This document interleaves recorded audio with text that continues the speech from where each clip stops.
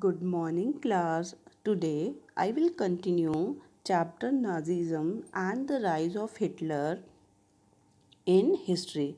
In this chapter, I'm already explained about Weimar Republic establishment in Germany and First World War. Clear?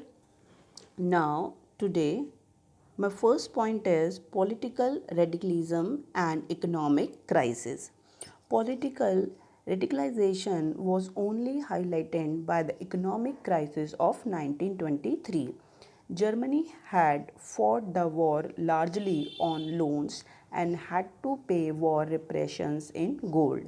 This depleted gold reserves at a time resources were scarce. In 1923, Germany refused to pay and the French occupied its leading industrial area, Ruhr, to claim their coal. Germany printed paper currency recklessly. Clear? This crisis came to be known as hyperinflation. Clear? Now, children, please understand the years of the depression. This point is very important. German investments and industrial recovery were totally depend on short-term loans, largely from the USA. This support was withdrawn when the Wall Street Exchange crashed in 1929. Fearing a fall in price, people made frantic efforts to sell their shares. This was the start of a great economic depression. Now you understand great economic depression. Over the next 3 years between 1929 and 1932, the national income of the USA fell by half. Factories shut down, exports fell, farmers were badly hit. The German economy was worst hit by the economic crisis. By 1932, industrial production was reduced to 40% of the 1929 level. Workers lost their jobs or were paid reduced wages. On the street of Germany, we easily saw placard around their neck saying willing to do any work. Unemployment youths played card or simply sat at street corners. Clear? As job disappeared, the youth took to criminal activities. This is the situation during the period of the years of economic depression. Clear? Now, my next point is introduction of Hitler. This crisis in the economic polity and society formed the background to Hitler's rise to power, born in 1889 in Austria. Clear? He was a powerful speaker. Next point is Hitler's rise to power.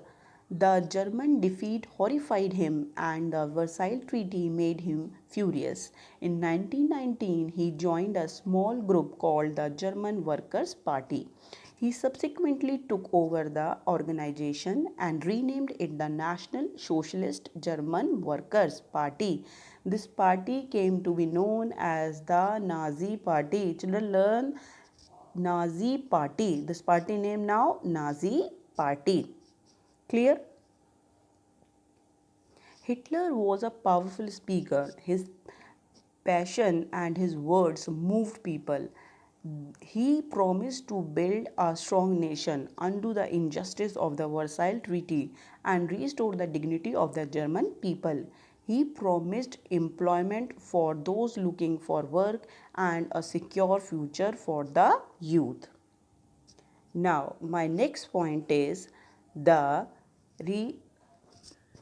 destruction of democracy. Children, please understand very important how Hitler dismantled democracy in Germany. On 30 January 1933, President Hindenburg offered the chancellorship, the highest position in the cabinet of minister, to Hitler. By now, the Nazi has managed to rally the conservatives to their cause. Having acute power, Hitler set up out to dismantle the structure of democratic rule. A mysterious fire that broke out in the German parliament building in February facilitated his move. The fire decrees of 28 February 1933 identify suspended civic rights like freedom of speech, press, assembly that had been guaranteed by the Weimar Constitution.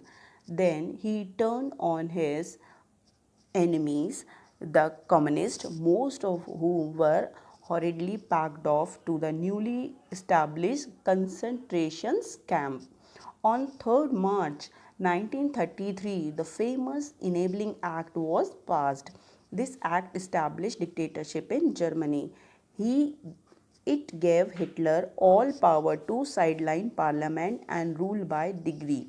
All political party and trade union were banned except the Nazi party and its affiliates. The state established complete control over the economy, media, army and judiciary. Hopefully you understand these are the steps taken by Hitler to dismantle democracy from Germany. Clear? Now, reconstruction by Hitler. This is a new point, reconstruction by Hitler. In foreign policy, also Hitler achieved quick successes. He pulled out of the League of Nations in 1933, reoccupied the Rhineland in 1936, and integrated Austria and Germany in 1938 under the slogan One People, One Empire, and One Leader. Clear? In September in 1939, Germany invaded Poland. This started a war with France and England.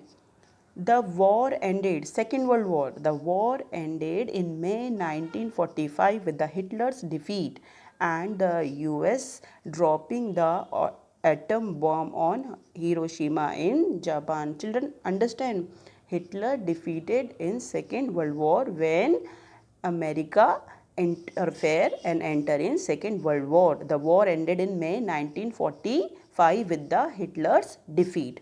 Clear? Now, hopefully you understand this lecture. Continue this chapter in my next video.